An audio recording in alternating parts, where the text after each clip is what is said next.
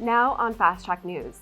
Are you worried about your student loan? If you are, you may want to hear the new policy about student loan debt relief made by President Biden. Plus, Rem School is offering a combined BA and MS program to help students save time and money. And a student hit by a car following the Purdue IU game speaks to Fast Track about what happened and about how his recovery is going. All your campus news, weather, and sports is straight ahead. This is Fast Track. Happy Friday, Boilermakers. It's March 3rd, and I'm Sunny Lee. And I'm Taylor Barrett. We begin with a national story that could affect millions of people with student loans. President Joe Biden issued an executive order last summer that would wipe away or reduce student loans for anyone making less than $125,000. This week, the U.S. Supreme Court heard arguments after several states tried to block that plan. Fast Track reporter John Waterworth went out to Memorial Mall to find out what Boilermakers think the future could hold for this debt relief. How do you feel about the student loan forgiveness that's up in the Supreme Court right now? If it passes, I feel like it'd be a great thing. I mean, a lot of students, including myself, obviously have student loans, and if they were forgiven, they would save myself and my family a lot of money going to a big university like Purdue. Hopefully just be able to help me out and be able to get rid of the debt faster and just be able to move on with my life. Yeah, so I'm actually planning to graduate early, which I wasn't really ready for. It was a last-minute decision, which means I'm going to go out in the workforce earlier, but that also means I have to start paying my student loans back a lot earlier than I originally intended. So loan forgiveness would help me as I'm starting out as a young student going out into the workforce. I kind of have plans to just work the entire summer to be able to pay them back, because right now I'm not in a position to be able to do so. So it would help me out a lot, and it would also help me be able to focus on my studies, because I do work during the week as well right now to be able to pay that. How do you feel about the student loan forgiveness? I don't think it is something that taxpayers should be paying for. Gotcha. Could you elaborate on that a little bit? I think student loan forgiveness is a big thing. Student loans are a big thing in this country and how they're dealt with.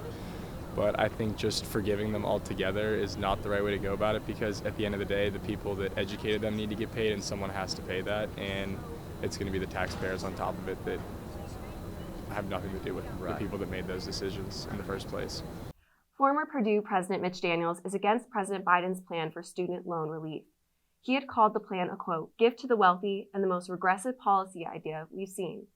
Tune into Watching Washington right here on the Purdue channel and on their YouTube channel for a full explanation of this closely watched Supreme Court case. Next on weather, it looks like the windy and rainy days are not behind us yet. Meteorologist Julia Pricat is here with a first look at the forecast. You're absolutely right. Those rainy days are not quite over yet. Today on Purdue's campus right now, we're seeing a high of 40 degrees with a low of 28, but with rain showers really all day long. As we take a look into our hourly forecast at noon right now, rain showers with 21 miles per hour wind speeds right now. We're at about 39 degrees, and as we move more towards the afternoon, 3 p.m., the rain does not let up.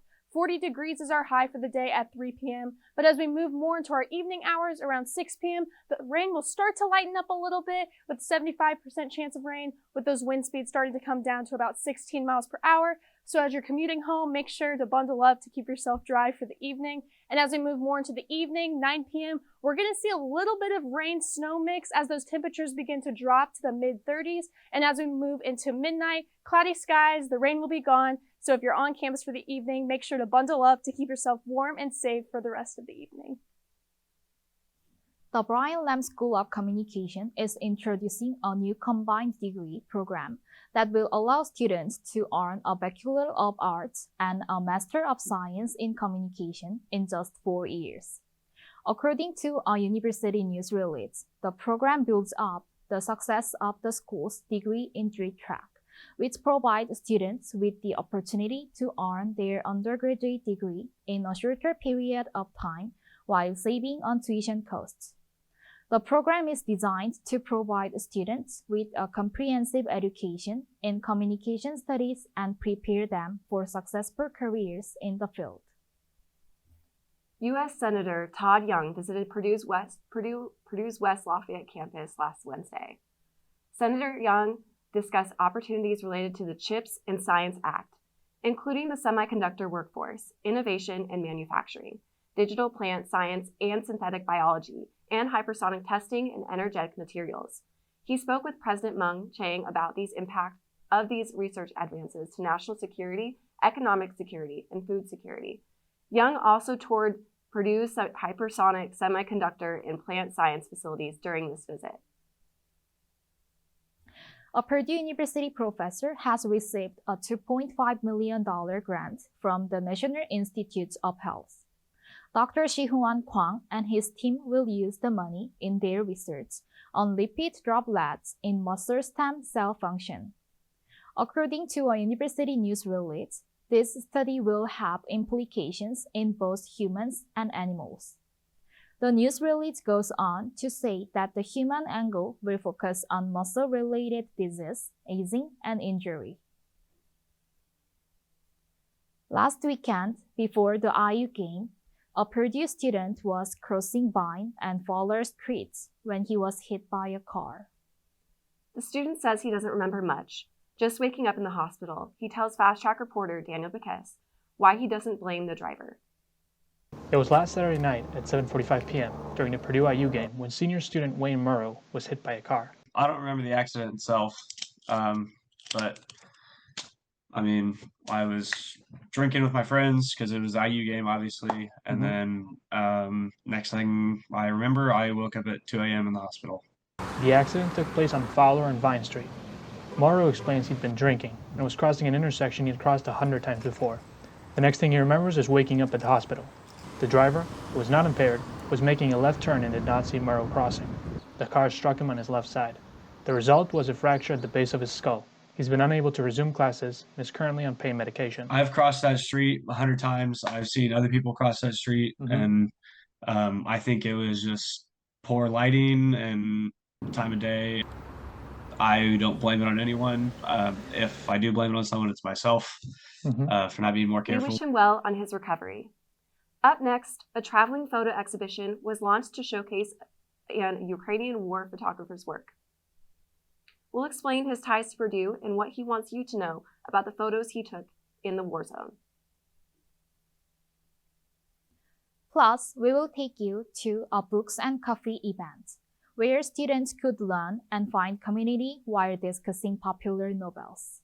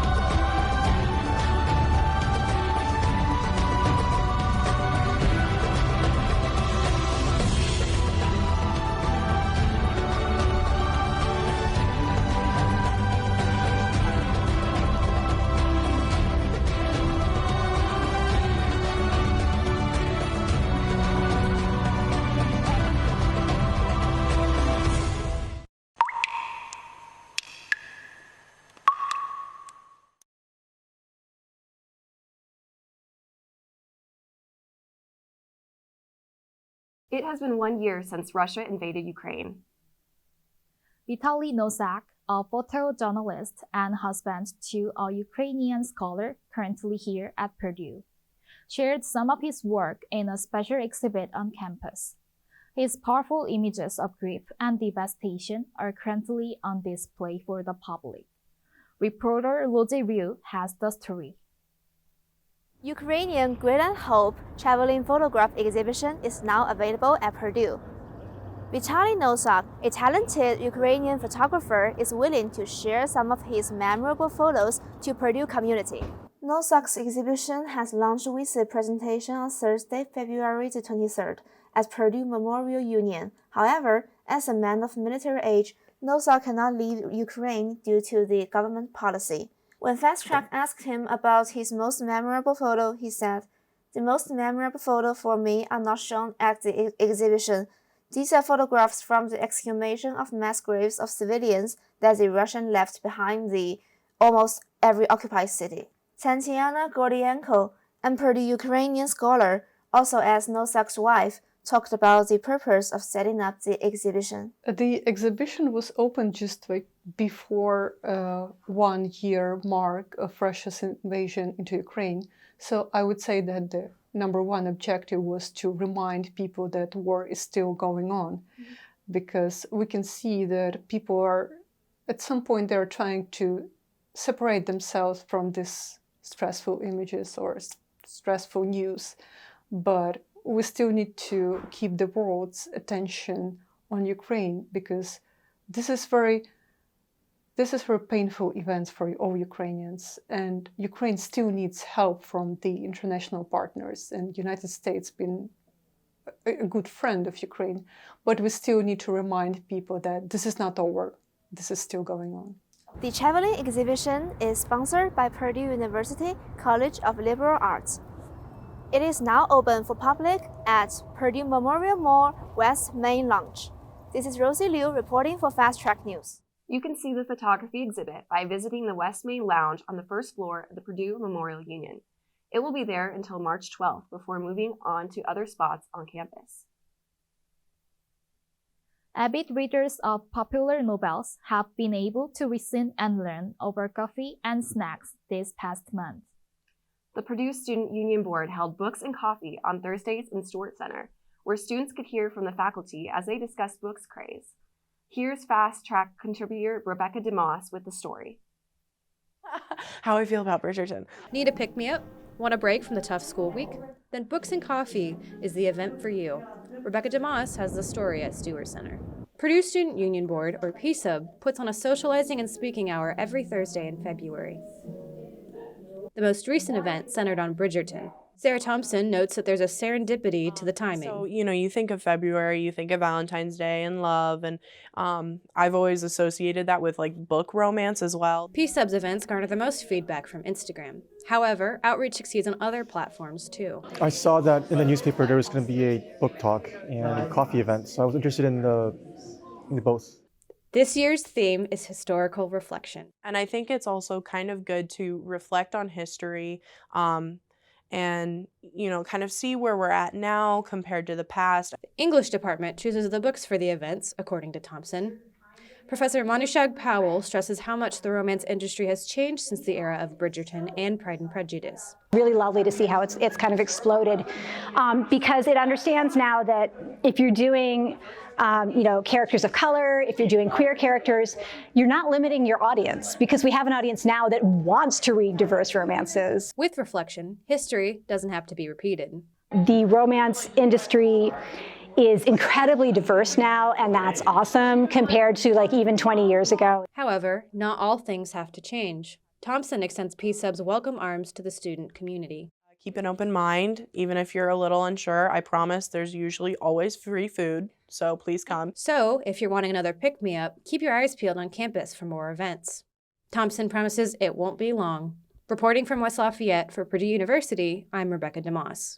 In addition to Bridgerton series, other books discussed were Years of Wonders and The Killers of the Flower Moon. The event was co-sponsored by PSUB and the English department.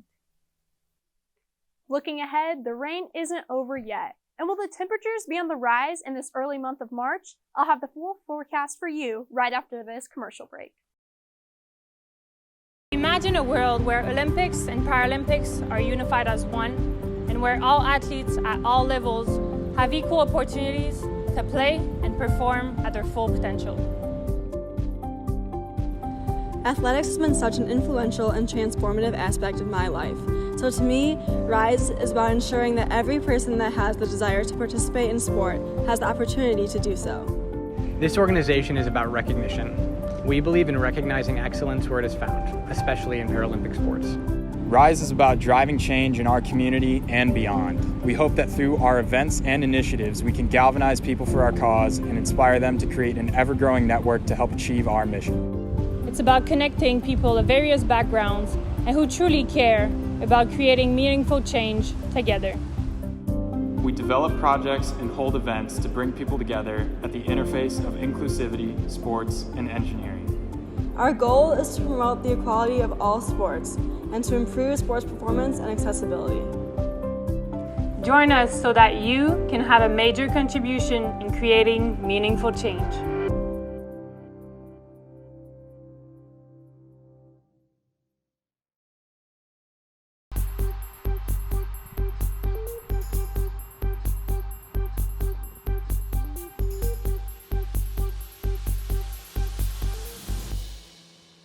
I'm meteorologist Julia Prickett here with your full forecast for the week. For Friday, again, just to recap, the rain showers all day long with a high of 40 degrees and low 28 moving into the evening.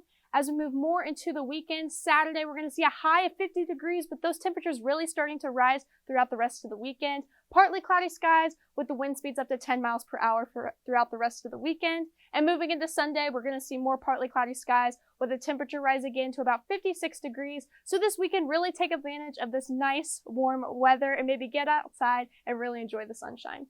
As we take a look at our national forecast, why are we having all this rain move in on Friday and even a little bit of snowy mix? Well, here, as you can see, we're seeing this nice big cell really move from the northwest part of Canada right over the Midwest, coming right towards Indiana. So here in the Chicago area, we're seeing more of the pink and blue, which is that wintry, snowy mix, because the temperatures have dropped under 32 degrees. So here in Lafayette, we're seeing more of the green because we're up above 32 degrees, with that rain really starting to push through all throughout the rest of Friday, moving into the weekend as well. As we take a look into our 7-day forecast, to recap on the weekend, really just mid-50s all throughout the weekend and a little bit of rain coming in through Friday up until Saturday. But as we move into next week, Monday, partly cloudy skies with the temperature starting to rising up to 64 degrees on Monday. So really take advantage of that warm weather. And as we move into Tuesday, wind speeds are really going to stay consistent at about 12 miles per hour moving into Tuesday and Wednesday of next week. Really, temperatures starting to drop again towards the end of the week. 47 is the high on Tuesday, with 43 being your high on Wednesday. Cloudy skies and even moving into partly cloudy skies on Thursday, 42 degrees and lows of mid-20s all throughout the week. So take advantage of this nice weather while we have it before we see those temperatures start to drop throughout the end of next week. Just ahead, more on the men and women's basketball journey as they finish up the regular season and look on towards March Madness.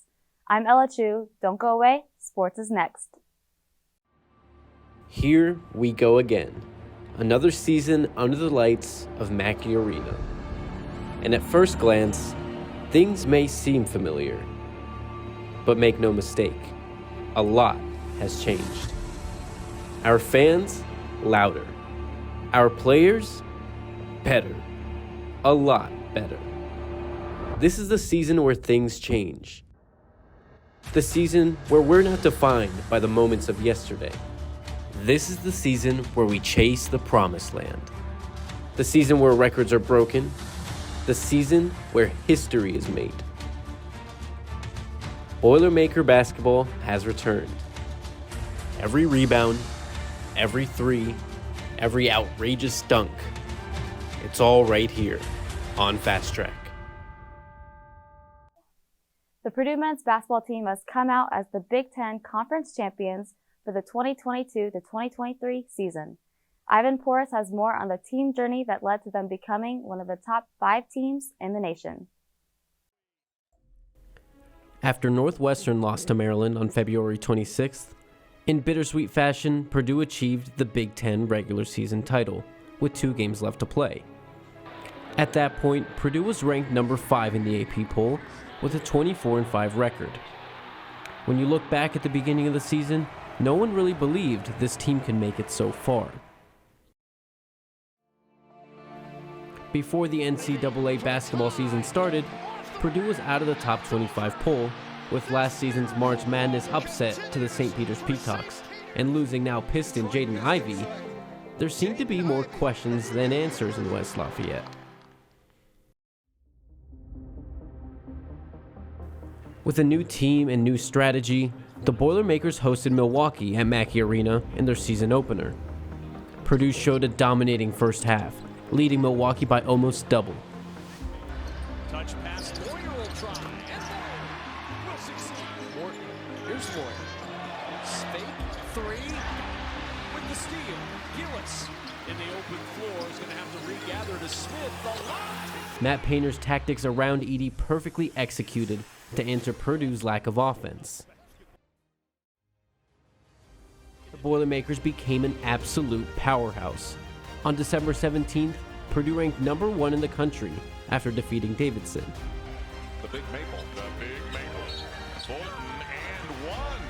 A great use of the right hand. Watch one away. And they'll use it.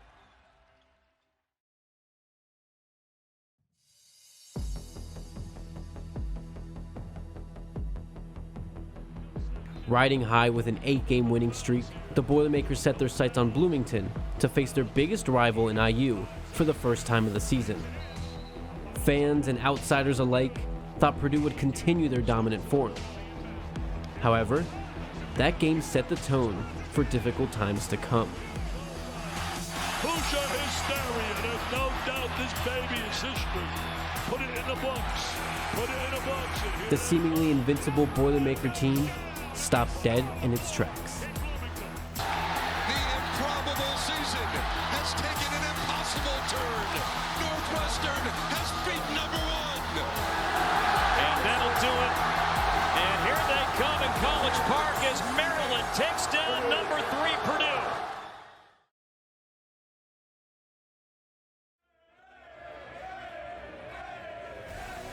After Northwestern lost to Maryland on February 26th, Purdue earned their Big Ten title. A hard-fought season is now just beginning. Their ambitions leave the comfort of Mackey Arena into an intimidating but familiar surrounding. A chance at greatness, and what better team to achieve it than the team nobody believed could make it so far.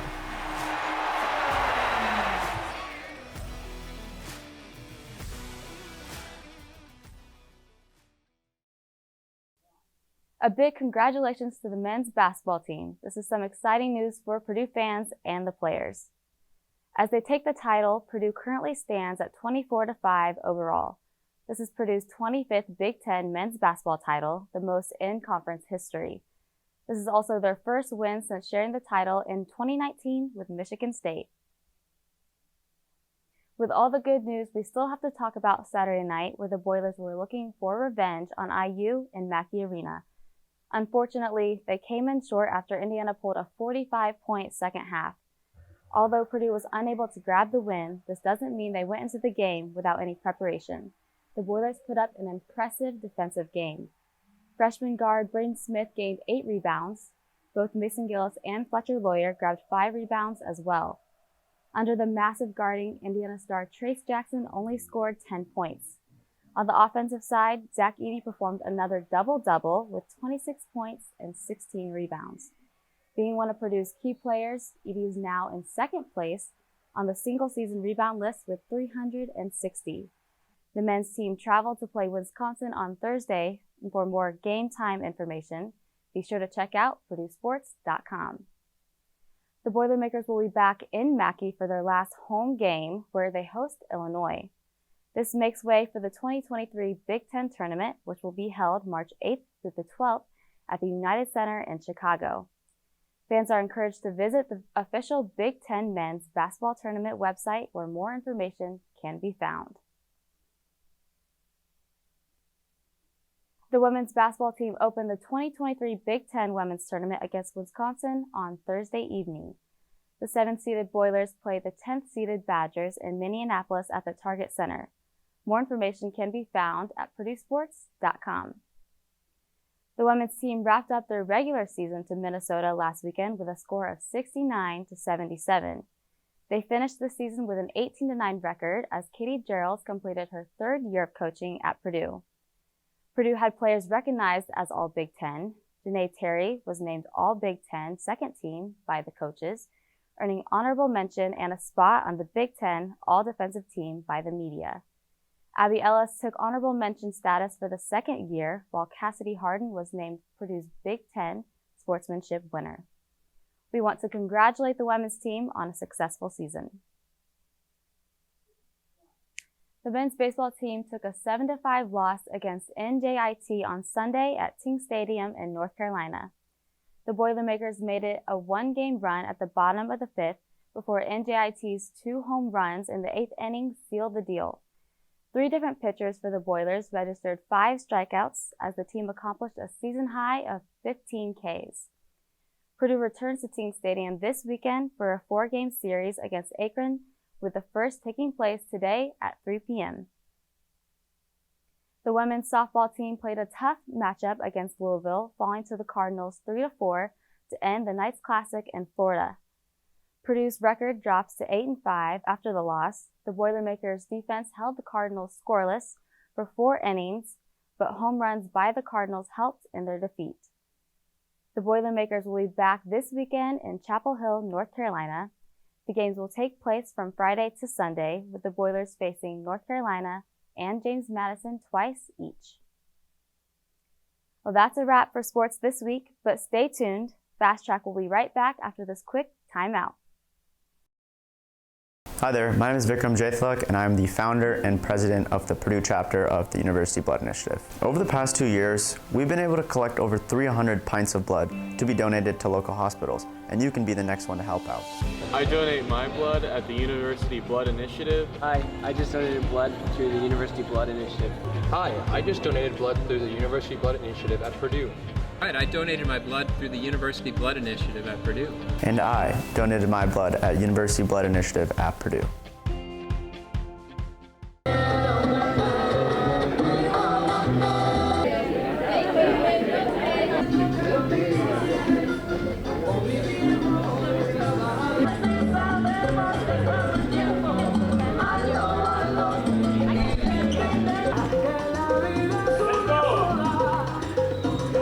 To join our club, no partners required. We always rotate, so we always get to dance with someone.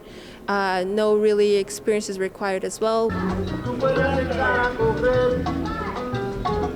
If you want to join for the semester, it's 40, but if you want to join for the whole year, we do 75. Are you one of the many students who listen to music while walking to class? Or have you ever wondered what your fellow Boilermakers are listening to on their headphones? For our question of the week, we asked students, what song are you listening to? What song are you listening to? Borderline by Tim Impala.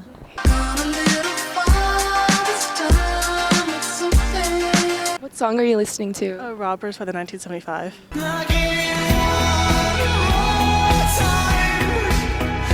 What song are you listening to? Too Little Too Late, JoJo.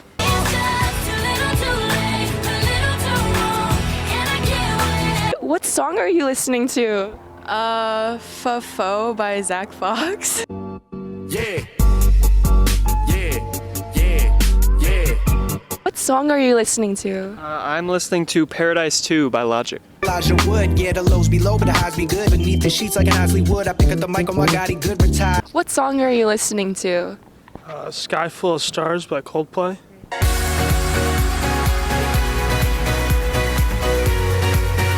What song are you listening to? Hang on one sec. By Myself, Christian French.